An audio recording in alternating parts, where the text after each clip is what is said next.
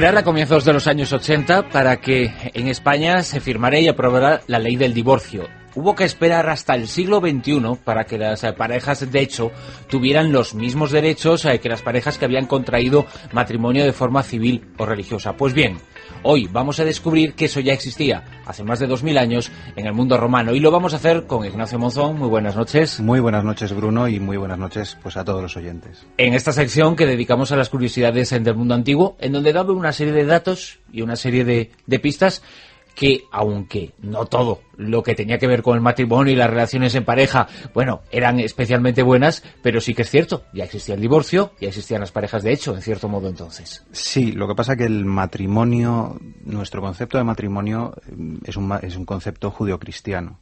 Evidentemente está influido por el mundo romano, pero ellos no separaban lo que era civil de lo religioso. Uno se podía casar por la Iglesia y divorciarse por lo civil sin ningún problema, porque ambas cosas estaban unidas de la mano. No, entonces, por lo tanto, no había una iglesia tan poderosa como la que hay ahora, que hay que pasar por caja para no desintegrar un matrimonio, ¿no? No, ni había curas profesionales, por así decirlo, eran todos amateurs. Sí. Varios tipos de matrimonio se daban en Roma, como dices, es un concepto judío-cristiano, y la legitimación del matrimonio en Roma era una forma de legitimar la descendencia. Esa era la finalidad principal. En principio sí, aunque por supuesto el hombre romano tenía todo el derecho del mundo a adoptar a quien fuera como hijo suyo, y al adoptarle pasaba a ser tan hijo como cualquiera de los hijos biológicos. Es más, a un hijo biológico no se le tenía por qué reconocer. En principio sí, si estaba dentro del matrimonio eso era ya automático. En las uniones legales, hablamos de matrimonios en la antigua Roma, ¿el amor era fundamental, era lo más importante, o había otra serie de factores que tenían relevancia, quizá incluso por encima del amor en la pareja? Lo que nosotros sabemos básicamente es cómo se casan o cómo es el ideal del matrimonio en las clases altas, y en las clases altas desde luego el amor, digamos, sobra. Es una unión. Bueno, por lo tanto sigue sin cambiar las cosas 2000 años después. Claro, se casan por el estatus y básicamente por alianzas. Sí. Se espera, digamos, un mínimo cariño, y, digamos, no se veía mal que la mujer se enamorase del marido, pero se veía muy mal que el hombre estuviese enamorado de la mujer. Ajá. Se veía como un nenaza, por así decirlo, como muchos hemos sufrido, ¿no? Sí. Si muestras tus sentimientos, eres una niña. Y eso ya existía. Eso ya existía. Sí. Los matrimonios eran entre personas muy jóvenes, normalmente. Evidentemente, los periodos en los cuales se hacían las cosas, al ser la esperanza de vida algo menor de la que es ahora, exacto, evidentemente se adelantaba. Y supongo que allí, en lo que ahora para nosotros es la adolescencia, para ellos ya eran los primeros años de madurez, ¿no? Sí, lo que pasa que en el mundo griego, en el siglo V, Platón ya hablaba de que no era muy sano que se desposaran con niñas, porque eran niñas. En cuanto una niña tenía su primera menstruación, ya se declaraba, digamos, fértil, y por tanto ya era susceptible de ser esposa. Evidentemente su cuerpo no estaba del todo formado y muchas morían durante el parto. Por eso en la práctica, aunque en la legalidad romana nos dice que las mujeres se casaban a partir de los 12 años, ya con 12 años una mujer se podía casar y un hombre con 14, las cosas eran muy diferentes.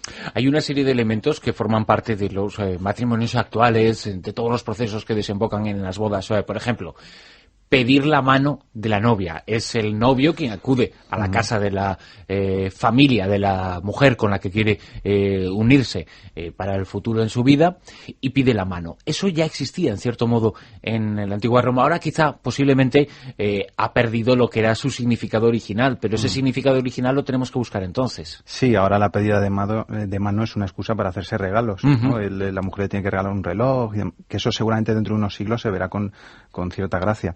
Precisamente pedir la mano viene del mundo romano. Una forma de matrimonio romano, la más antigua, era el cum mano, es decir, con mano.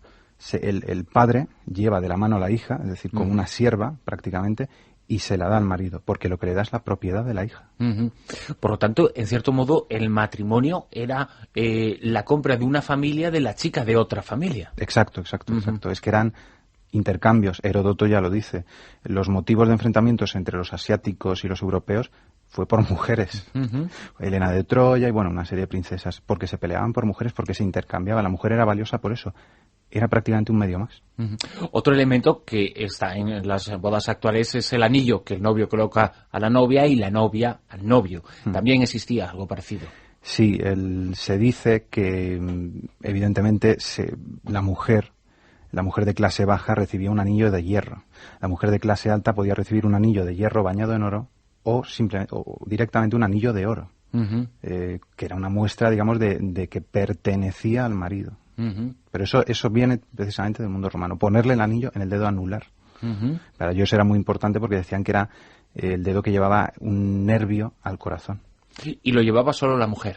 En principio sí, pero es que el hombre romano, el ciudadano romano, tenía derecho a portar un anillo de oro, pero por ser ciudadano romano. Digamos, su significado era diferente. Así, por lo tanto, si tuviéramos que hacer una clasificación de los tipos de matrimonio, ¿cuáles serían dos fundamentalmente? Sería el cumano, como hemos dicho antes, que sería el más antiguo, el más... bueno, no retrógrado, porque tampoco hay que juzgarlo así. El más antiguo, donde la mujer pasa de la posesión, de ser posesión de su padre, a ser posesión de su marido. Y cambia de apellido, digamos, pierde sus derechos de herencia, pasa a ser, digamos, propiedad de la familia del marido. Y el sine manu, que es ya más al final de la República, el Alto Imperio, donde sigue teniendo, digamos, su apellido y sigue vinculándose a su familia original. No se rompe ese lazo. En ese cumano está lo que antes definía y clasificaba como los matrimonios, las parejas de hecho, ¿no? Sí. Que se autorizaban como matrimonios cuando se demostraba un año de convivencia. Claro, uno de los elementos más importantes era la cohabitación.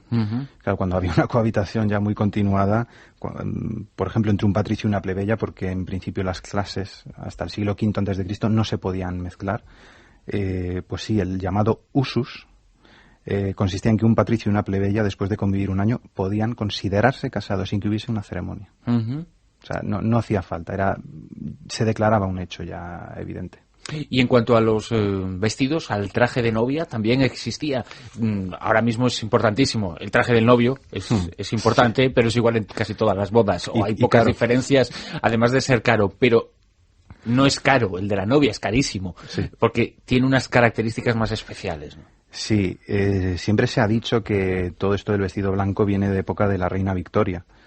No sé si es que se pondría otra vez de moda, desde luego ya nos lo dice Juvenal, nos lo describe muy bien, que la mujer portaba un vestido blanco que simbolizaba la virginidad, porque era un valor también en alza, porque se aseguraba de que ella no había tenido más hijos.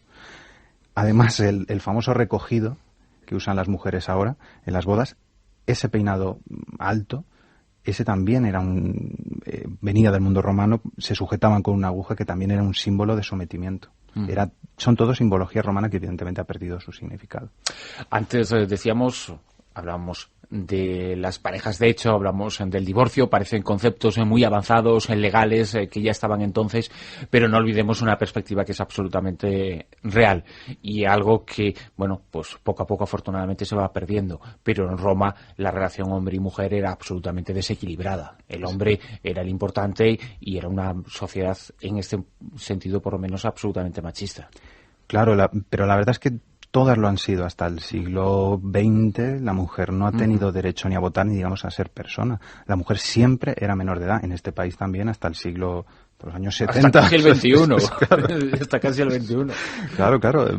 Una mujer podía tener 30, 40 años y dependía de su padre, de su hermano, de su marido. O sea, era así. No están tan lejos los tiempos en los cuales era necesario la autorización del marido para que una mujer se abriera cuenta bancaria, exacto, por ejemplo. O viajara incluso. O viajar, claro, sí. La mujer era, pues... Hemos tardado 2000 años en igualarles hasta en lo malo. Hasta en lo malo, exacto. Y muchas veces repitiéndolo una y otra vez. La mujer era un apoyo para el hombre, sobre todo se ve en los estoicos. Sí, la mujer tiene cierta capacidad intelectual, cierta capacidad moral, entonces tiene que ser un apoyo emocional para el hombre, pero incluso intelectual, es decir, está bien que le ayude con su papeleo, como una secretaria, es decir, nunca se le veía como un igual, nunca.